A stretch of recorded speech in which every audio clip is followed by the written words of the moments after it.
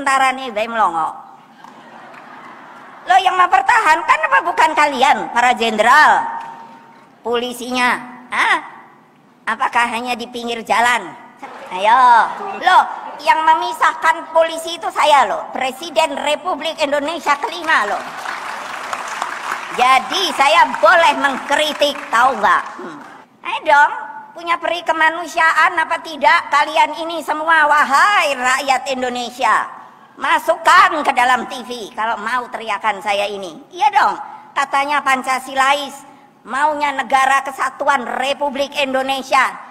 Kalau saja ada yang mau merubah Undang-Undang Dasar Pancasila kita, tadi sudah saya katakan bahwa tidak akan ada lagi yang namanya negara kesatuan Republik Indonesia. Lalu kalian setuju atau kalian mau bersenang-senang saja, mau terserah? Nah iya, ini tentara nih Ibrahim Longo. Lo yang mempertahankan apa bukan kalian para jenderal? Ya dong, saya masih disebut presiden kelima, apa ndak boleh ngomong? Boleh. Polisinya, apakah hanya di pinggir jalan? Saya pernah loh ditahan sama polisi. Enggak, maksudnya gini, saya nggak ngerti. Saya tuh 17 tahun nyetir sendiri loh. Nah, satu saat, karena nggak ada tandanya, rupanya diumpetin. Apa namanya itu? Lo bener loh, ayo Pak Sigit. Ini saya. Apa itu namanya kan ada ya? Apa? Ya udah kan, karena tahunnya saya udah terbiasa. Ya, jadi ya nyur aja kan, lurus. Prit. Ya bandak tau minggir. Ya saya diem ya. Terus, kan gitu. Siang Bu, siang. STN Kasim, ambil dong. Ngasih, lihat toh. Ya aku ya menang baik. Terus, Pak, maaf, saya ditilang apa enggak? Saya bilang, maaf banget Pak, saya kebetulan ada janji. Terus sebentar ya, nih, rupanya ada komandannya di dekat, rupanya ngono yo, bukan di pos, nek pos kan ketok, ini di gerombol-gerombol pohon apa ngono. Ayo, iya. Ayo, loh, yang memisahkan polisi itu saya loh, Presiden Republik Indonesia kelima loh. Jadi saya boleh mengkritik, tahu nggak? Bener, loh, udah gitu. Lah kalau suwi men ki ngopo toh? Kayaknya rundingan nopo piye yo? Ya tak liatin, ya aku ya diem aja loh. Kan saya sudah merasa bersalah. Toto gini, tahu? Ibu, iya, gimana Pak? Gitu kan? Kenapa ibu nggak bilang dari tadi ibu siapa? Lo bapak nggak nanya gimana sih? Gile nggak? Ayo. Jadi ya gimana sini Pak kalau memang mau ditilang gitu? Ya enggak lah Bu, silakan Bu, ini dua-duanya. Nah ini Republik Indonesia tercinta, tahu nggak? Jadi yang namanya media-media kalau ini nggak ditulis gitu, supaya orang tahu kalau ini saya senang kalau diiniin. Hai gawat deh. Terus sekarang urusan ini saya sampai jam berapa lo suruh stop lo benar, karena saya sama kalau di partai saya bisa 3 jam lo memberikan kursus. Nah ini ya wes, kalau nggak boleh terus ya wes, padahal mau bencana. Nah ya bencana ini yang tadi Bu Dwi Kurita, please saya minta, please minta. Jadi mbok iya diajarkan. Saya punya untuk saya sendiri di partai itu, udah tahu saya punya Baguna, Badan Penanggulangan Bencana. Kemana aja kalau udah ada dengar saya dari BMKG itu. Mbok jangan gini loh, rakyat kita menjadi tidak siap. Kenapa? Selalu dibilang gini, bencana itu sudah pemberian Gusti Allah, Masya Allah. Loh apa kita nggak boleh berbuat ya? Itu cobaan saya juga, saya orang Islam, nanti dibilang nggak Islam. Saya orang Islam, naik haji saya udah 2 kali, umroh saya udah 3 kali. Ada yang mengatakan saya tidak Islami, ya bodoh amat. Maksud saya, Tuhan itu juga mengatakan, Allah Subhanahu wa Ta'ala, kita itu mesti yang namanya apa? Supaya hidup. Lah ini kalau wis panik blak-bluk gitu. Nah itu lihatlah, saya udah pikir, aduh kayak Turki itu. Iya jangan nunggu dong. Nah makanya tolong koordinasi sama beliau.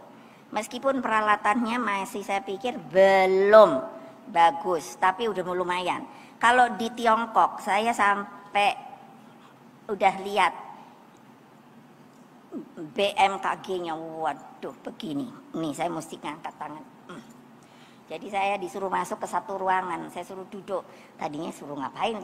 Gak ada ini hanya komputer nih, semua gini. Itu, terus bilang, waktu itu masih presiden kan, jadi bilang, madam, coba dengan sekuat tenaga, kamu hentakkan kedua kaki kamu, wah gitu. Ya tak jalani toh. Apa? Tiba-tiba bunyi sirine, woing, woing, woing. Itu semua komputer itu, bla bla bla bla. Lalu diterangkan oleh yang jadi ininya, MC-nya, itu ibu titiknya itu sampai sudah ke desa-desa. Jadi dengan kayak lalu lintas merah, kuning, hijau. Yang merah itu sudah mulai diumumkan, bersiap, ini tanda bahaya, mendengarkan sirine pertama. Lalu ini pakai itu dikumandangkan.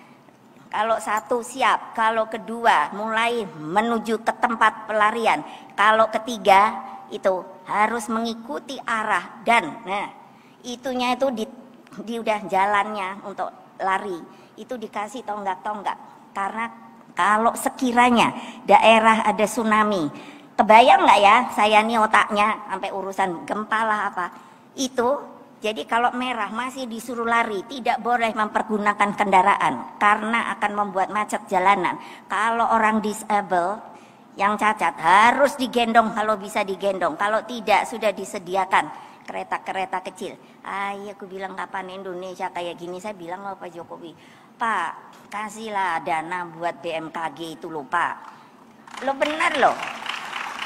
Kita ini sebuah negara ring of fire. Penuh dengan lempeng-lempeng, penuh dengan gunung-gunung berapi. Jadi kebayang apa tidak kalau yang namanya gunung berapi sedang saya suruh amati. Ada berapa itu Mbak yang masih aktif nah ini Pak tolong juga ikut bantuin. Yang masih aktif di dalam laut. Itu kalau meletus, jangan lalu, bukan urusan saya ki tempur. Alah wis toh. Seperti di Selat Sunda yang paling boleh nanya sama ibu ini, bukan Gunung Krakatau tapi si cabai rawit anaknya Rakata. Tanya sama beliau bener apa enggak. Nah ayo kita aja pernah peristiwa Krakatau tahun berapa itu 3 bulan membuat yang namanya dunia itu kelabakan dengan awan debunya. Ayo sekarang si cabai rawit ini enak-enakan dah. Itu makanya gimana caranya, ayo ibu-ibu, iya loh, bikin perencanaan. Kalau di kami di partai, nanti kayak kau ngomongi partainya, lah memang aku ketua umumnya, saya tuh punya ini. Jadi anak-anak tuh udah tahu kalau saya bilang instruksi, kalau tanggap darurat gitu, reaksi cepat, lalu apa, tepat sasaran, wah udah langsung dak gitu. Boleh tanya deh, kalau kami Baguna tuh jalan kayak apa, Palu waktu likuifasi. Aku wis deg-degan. Udah ngomong. Hati-hati loh, ini kemungkinan bisa terjadi. Enggak percaya. Luap. Ya wis, habis piye? Gitu loh, belum lagi nih. Pak Jokowi bilang sama saya, ini Pak Jokowi loh. Bu, gimana ya kalau nanti terjadi krisis pangan? Loh kok aku tirusui bae to, Pak? Kok kon melu mikir bagian makananku sapa to? Aku bilang. Oh iya. Enggak, aku ngomong sama ibu wes toh Pak, wes ora usah bingung. Indonesia ini kaya raya. Persoalannya kita belum sepenuhnya mengolah. Karena apa? Ya itu kembali kita nih kayaknya udah mulai egosentris. Pak Budi ini saya bilang, Pak Budi, dokter itu kurang, itu tolong dong dibikin, jangan hanya bernaung di universitas saja. Lo benar tanya beliau. Maksud saya udah fakultas aja. Saya bilang dulu Stovia itu fakultas loh, bukannya universitas ya. Jadi juga dokter-dokter pinter. Udah deh Pak bikinin aja gitu karena satu orang Indonesia berapa ininya ikutnya perlunya dokter? Kok satu orang? Satu dokter banding 1000. berapa? 1 banding 1000. Ideal. Lah iya toh? Nah iya, makanya saiki ada yang bilang 270 juta bagi aja. Berapa itu? Dokter perlu. Dokter umum aja dulu. Ya saya ngomong gini tolong didengerin, tolong dibantuin, bukan buat didengerin aja. Ngomong dah gitu. Orang Indonesia tuh nggak gitu seneng ngomong. Sebelum sebegitu kan ya itu bidan berapa ayo. Terus apa? Perawat. Terus terapis. Bayangin dari gunung berapi tong ini lari ke kesehatan. Untung otak saya pinter.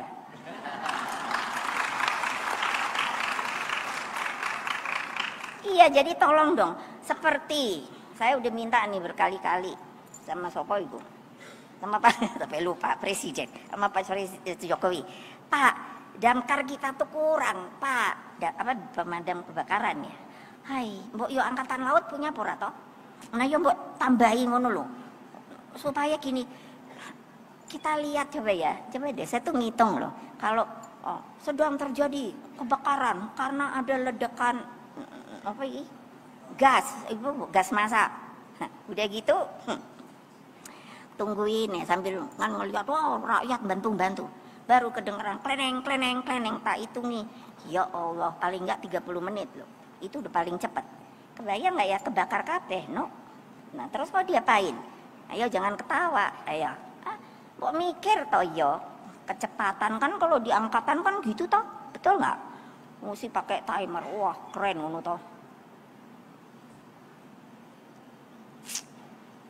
Saya naik kapal perang aja, lucu deh. Ibu tahu naik kapal perang itu tangganya gimana? Lah tak pikir kayak makanya siap aku mau kayak kapal penumpang. Jadi aku pikir gini jalannya. Tahu-tahu jalannya gini bu. Kebayang nggak? Jadi tiap pagi saya olahraga, belum lagi ribut sama ajudan saya yang maunya kamu ngapain di bawah? Oh no, siap untuk menjaga ibu. Aku nggak perlu dijaga. Oh no, aku tiap hari. Hampir 10 harian loh. Nah, keren apa enggak? Selesai juga itu. Maluku itu kan wes bunuh-bunuhan. Wes toh, makanya mbok jangan mikir kita ini sudah bahagia lahir batin, sudah hidup mesti nyaman. Kalau yang tetangga punya mobil apa ngono, saya untung kok nggak ngerti merek mobil ya. Saya hanya tahu itu mewah, itu enggak gitu. Iya nanti, kok dia padahal pangkatnya podok, tapi kenapa ya kok dia bisa tuku mobil api ngono yang iki enggak. Saya sampai mikir ki ngopo ti bener ya. Nah, stunting, saya hanya nambahi. Sekarang IQ tadi, kasihan nggak? Hanya 78, ya kan? Sekitar 78. Ranking ke 130. Betul tak? Nah, selamat sore dah. Loh ya. Presiden kita bersemangat, Indonesia emas, tiba-tiba anak-anaknya itu suatu saat kalau dibiarkan saja, Bapak Kesehatan juga, ini akan daur ulang menjadi beban negara loh ya dong, karena ininya nggak tinggi, tingkat fisiknya juga di bawah rata-rata. Indonesia menurut saya sekarang seharusnya itu saja tidak tercapai. 160 saja belum tercapai. Padahal menurut saya kalau di-push itu. Jadi kalau tadi saya bilang sebagai intermezzo cucu-cucu saya itu untuk mencari pasangan yang tinggi-tinggi, itu di dalam perubahan ada ilmu namanya genetika. Untuk bisa gen-gen yang bagus gitu loh, masuk gitu. Jadi kan tegak gitu. Saya pernah ke Vatikan diundang sama Paus. Itu prajuritnya yang boleh masuk ke ruangan Paus itu datang kalau tidak salah dari Garda Swiss. Tahu enggak tingginya?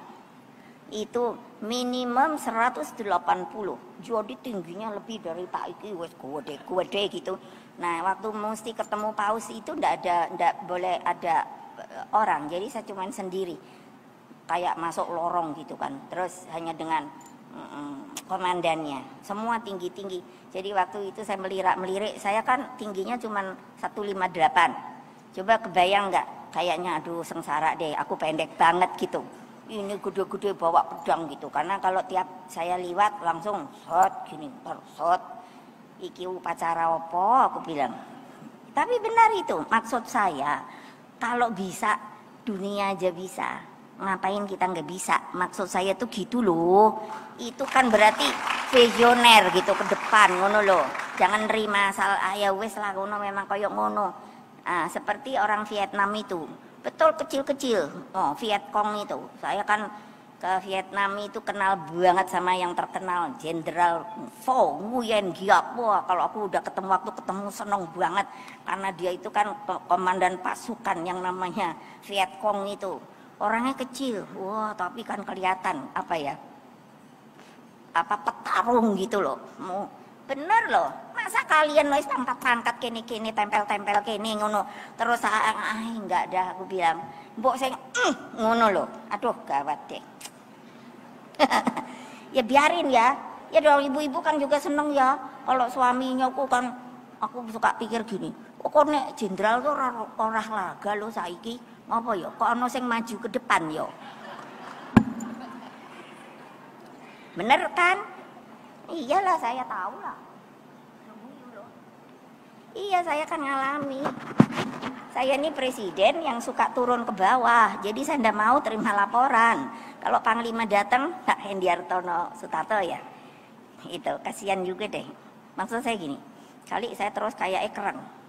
Bentar Bu, bisa ini Bu, bisa ngobrol.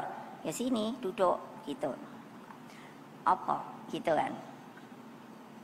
Terus kayaknya ngopo sih, kayaknya aku makan orang, aku bilang enggak opo. Iya, tapi saya selalu ngomong loh, tolong deh jenderal-jenderal, saya ketika mesti dom Aceh ya, saya bilang sama Panglima, saya bilang sama Menteri Keuangan, enggak mau tahu saya, karena itu anak mesti maju tempur, dia mesti nembak yang namanya musuh. Saya bilang, saya nggak mau pikiran dia ke belakang untuk anak rumah tangganya. Kamu kasih insentif ya. Masih dijalankan, saya nggak tahu. Kenapa? Lah ya, tahu-tahu baru mau ini duar ngono, tahu-tahu kering ngono. Kan pada bawa HP. Kan udah modern. Satu itu. Apa? Yang kedua coba. Iya. Yang kedua itu, polisi. Ketika saya lihat jalan-jalan macet, presiden lo ini panggil Kapolri. Itu ngapain dibiarin macet-macet gitu? Sekarang gini, karena mungkin keadaan polisi yang jumlahnya nggak cukup, yang dari kantor-kantor yang polisi-polisi turun, saya kasih insentif, saya kasih baju hujan. Nah, kalau bisa sewa aja yang nggak rahasia-rahasia, yang apa namanya itu? Bukan, yang sipil, ngurusi administrasi gitu loh. Terus supaya apa? Di pos-pos polisi itu Pak Sigit. Jadi ternyata kan saya karena perempuan mungkin detail, itu lampu lalu lintas itu sebetulnya statis atau bisa dimainkan. Siap, bisa dimainkan Bu. Kenapa nggak dimainkan? Orangnya nggak ada. Itulah salah satu. Saya bikin percobaan nih Kuningan. Itu Kuningan. Iya, kan ada perapatan. Di situ ada pos polisi. Saya suruh isi. Jadi kalau udah kendaraan 10 mamanya terserah. Itu. Iya. Suruh langsung derek. Itu antara lain adalah mengurangi kemacetan yang seperti sekarang ini. Tapi kalau tidak dikerjakan ya bagaimana ya? Bagaimana ya? Yang saya disuruh bicara begini, itu mari kita bergerak. Mari membuat sebuah gerakan. Mari dengan konstan. Mari dengan fokus melakukan hal ini. Untuk apa sih? Untuk seperti yang kita nyanyikan tadi itu loh. Seperti apa ya Indonesia? Saya bisa bayangkan loh. Tapi kalau kita tidak kerja tidak bisa. Never.